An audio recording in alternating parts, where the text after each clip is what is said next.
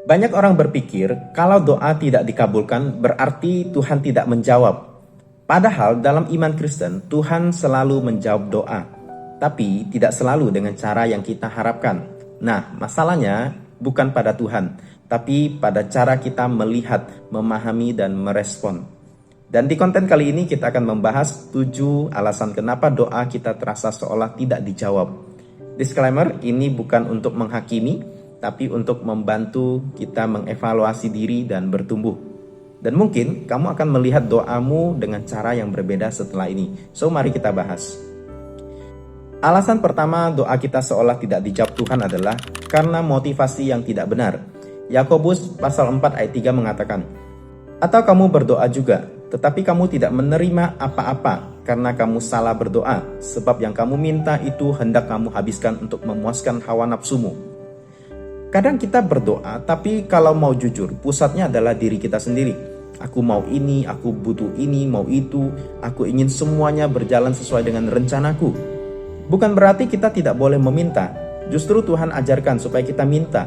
Tapi Tuhan melihat lebih dalam, Dia melihat motivasi hati kita. Apakah ini benar-benar baik? Apakah ini sesuai dengan kehendaknya? Karena gini, kadang menurut kita baik, belum tentu menurut Tuhan baik. Kadang yang kita anggap berkat justru bisa menjauhkan kita dari Tuhan. Dan karena Tuhan mengasihi kita, Dia tidak selalu memberikan semua yang kita minta. Alasan yang kedua adalah karena ada dosa yang tidak diselesaikan. Yesaya pasal 59 ayat 2 mengatakan, "Dan yang membuat Dia menyembunyikan diri terhadap kamu sehingga Ia tidak mendengar, ialah segala dosamu." Tuhan tidak menjauh dari kita, tapi dosa yang kita pertahankan itu bisa membuat hati kita menjauh darinya. Kita tetap berdoa, kita tetap datang kepada Tuhan, tapi ada satu hal yang kita tahu itu salah dan kita tidak mau melepaskannya. Nah, akibatnya kepekaan kita tumpul. Bukan Tuhan tidak berbicara kepada kita, tapi hati kita tidak lagi peka untuk mendengar. Kadang jawaban doa itu dimulai dari satu langkah sederhana, jujur dan bertobat di hadapan Tuhan. Alasan yang ketiga adalah kurang iman. Yakobus pasal 1 ayat 6-7 mengatakan, "Hendaklah ia memintanya dalam iman dan sama sekali jangan bimbang, sebab orang yang bimbang sama dengan gelombang laut yang diombang-ambingkan kian kemari oleh angin. Orang yang demikian janganlah mengira bahwa ia akan menerima sesuatu dari Tuhan."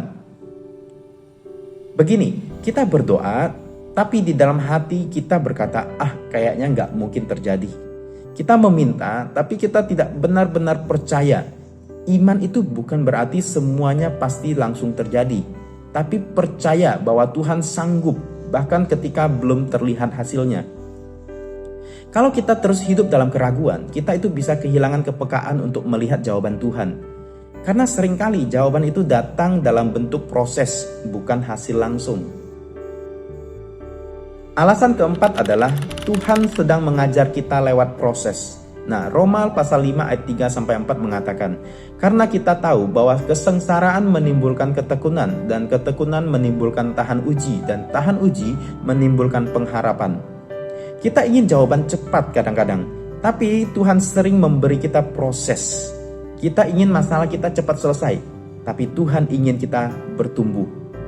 Kesabaran, ketahanan, dan kedewasaan, semua itu tidak dibentuk dalam satu hari. Kadang doa kita tidak langsung dijawab, karena Tuhan sedang membentuk kita menjadi pribadi yang siap. Dan jujur saja, proses ini tidak nyaman, tidak enak, tapi seringkali proses itulah jawaban terbaiknya. Alasan yang kelima adalah waktu Tuhan berbeda dengan waktu kita. Pengkhotbah 3 ayat 11 mengatakan, "Ia membuat segala sesuatu indah pada waktunya, bahkan Ia memberikan kekekalan dalam hati mereka. Tetapi manusia tidak dapat menyelami pekerjaan yang dilakukan Allah dari awal sampai akhir."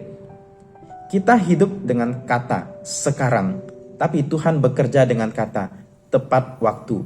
Nah, apa yang kita anggap terlambat bisa jadi justru sempurna dalam rencananya. Masalahnya kita sering menilai Tuhan dari waktu kita sendiri, padahal Tuhan melihat gambaran yang jauh lebih besar. Penundaan itu bukan berarti penolakan Tuhan. Kadang itu merupakan pertolongan dan perlindungan dari Allah.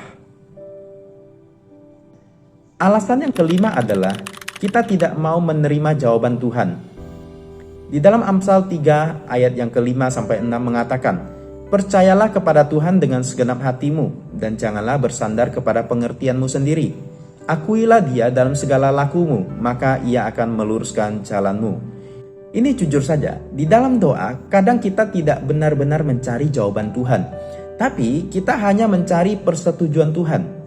Kita sudah punya rencana, kita sudah punya keinginan, dan kita berharap Tuhan berkata, yes. Tapi ketika jawabannya berbeda dari apa yang kita harapkan, kita merasa Tuhan tidak menjawab. Padahal Dia sudah menjawab, hanya saja bukan jawaban yang kita inginkan, itu masalahnya. Yang harus kita pahami adalah begini, bahwa doa bukan untuk mengubah kehendak Tuhan. Doa adalah proses untuk menyelaraskan hati kita dengan Tuhan. Itu doa. Alasan yang ketujuh adalah tidak tekun berdoa. Dalam Lukas pasal 18 ayat 1 mengatakan, Yesus berkata bahwa mereka harus selalu berdoa dengan tidak jemu-jemu. Banyak doa bukan tidak dijawab, tapi tidak tekun di dalam doa. Beberapa hari berdoa, sudah menyerah. Baru beberapa minggu berharap, sudah putus asa. Padahal Tuhan mengajarkan kita untuk tekun. Ketekunan bukan untuk memaksa Tuhan, tapi untuk membentuk hati kita tetap percaya. Nah, kadang jawaban ada di dalam satu langkah lagi, tapi kita berhenti sebelum sampai, karena kita menyerah terlebih dahulu. Nah, itulah 7 alasan kenapa doa kita seolah tidak dijawab Tuhan. Dan ingat, masalahnya bukan Tuhan tidak menjawab doa kita, tapi kita yang belum memahami cara Tuhan menjawab. Kita yang belum siap menerima jawaban Tuhan, dan atau kita yang belum tekun dalam doa. Padahal kebenarannya adalah Tuhan tidak pernah mengabaikan doa yang tulus. So, kalau hari ini kamu merasa doamu belum dijawab, jangan berhenti. Coba evaluasi, apakah motivasi hatimu itu sudah selaras dengan kehendaknya? Apakah aku mau mendengar, bukan hanya meminta? Apakah aku masih mau percaya?